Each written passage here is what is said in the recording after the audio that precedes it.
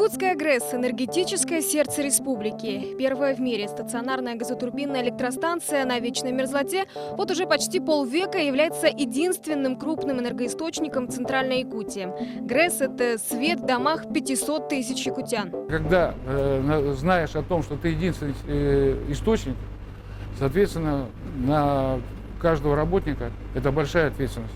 У Сергея Безяева и его коллег по цеху нет права на ошибку. По словам опытного энергетика, работающая на всей мощности техника советских времен требует постоянного контроля человека.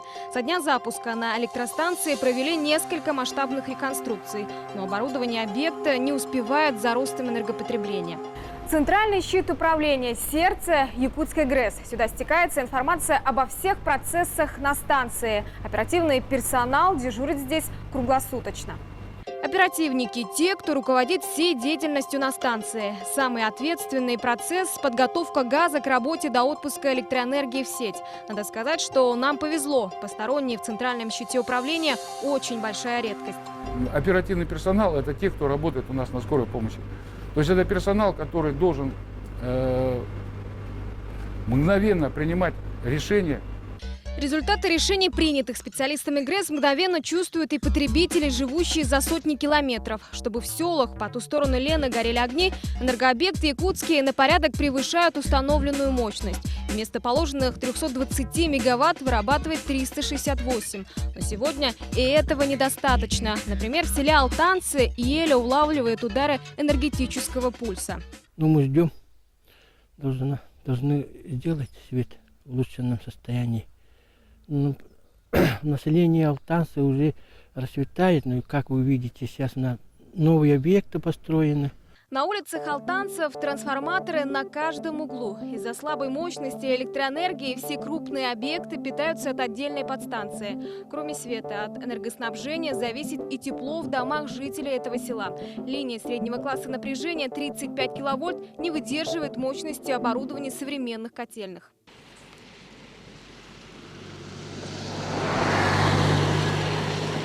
Осенью прошлого года в деревне поставили вольтодобавочный трансформатор. Его появление хоть как-то облегчило жизнь селян. Впрочем, по мнению специалистов, явление это кратковременное. Этот вольтодобавочный трансформатор максимум сможет работать 2-3 года. Потом его нужно будет заменить. А это опять деньги. Сейчас он выдает мощность 1,5 мегаватта. Больше не выдержит. Если рассматривать энергетическую карту Центральной Якутии как человеческий организм, Амгинский район – это аппендикс. Проблему энергоснабжения жителей Якутской Слободы ставят на протяжении 20 лет. Некачественное электроснабжение может стать серьезным барьером при подготовке Улуса к спортивным играм народов Якутии 2018 года.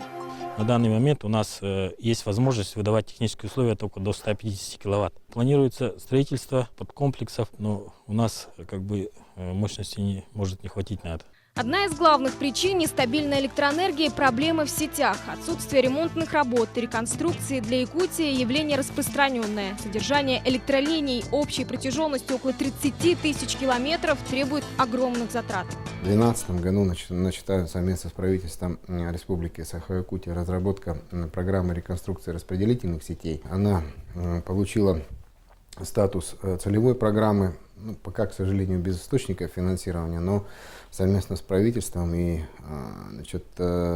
федеральными структурами мы работаем над наполнениями этой программы источниками финансирования. Еще с большими затратами связана электроэнергия в северной части республики. Сегодня 60% территории региона остаются вне зоны централизованного электроснабжения. Свет на огромном пространстве редконаселенного севера зависит от дорогостоящих поставок топлива.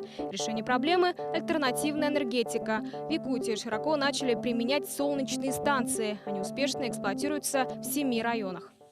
Они хорошо себя отрекомендовали. Окупаемость наших проектов по расчетам Института Мелентьева составляет где-то 7-8 лет. Это для энергетики считается очень хорошим. Альтернативная энергетика – это хорошо, но для развития производства и крупной промышленности без централизованных источников энергетики не обойтись. В этом случае необходима эксплуатация крупных объектов, как ГРЭС-2. Возведение станции началось в 2014 году.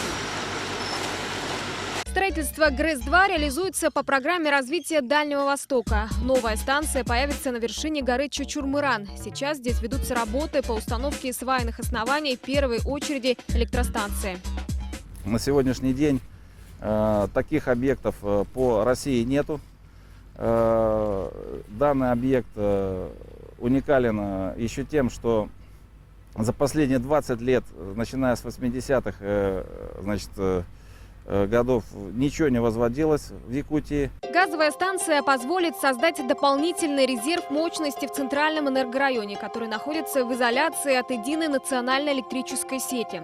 Следует отметить, на сегодня только Южная Якутия имеет связь с российской энергосистемой. Одна из ключевых задач энергетики региона – устранение изолированности остальных территорий. В перспективе строительство новых ЛЭП замкнет в единую сеть южный, центральный и западные энергоузлы, а также соединит якутскую энергосистему с соседними – Читинской на западе и Магаданской на востоке. Большим шагом вперед для этого должны стать ввод подстанции Майя и ГРЭС-2. Строительство ГРЭС-2 покроет дефицит мощности, связанный с ростом энергопотребления Якутска и центральных районов республики.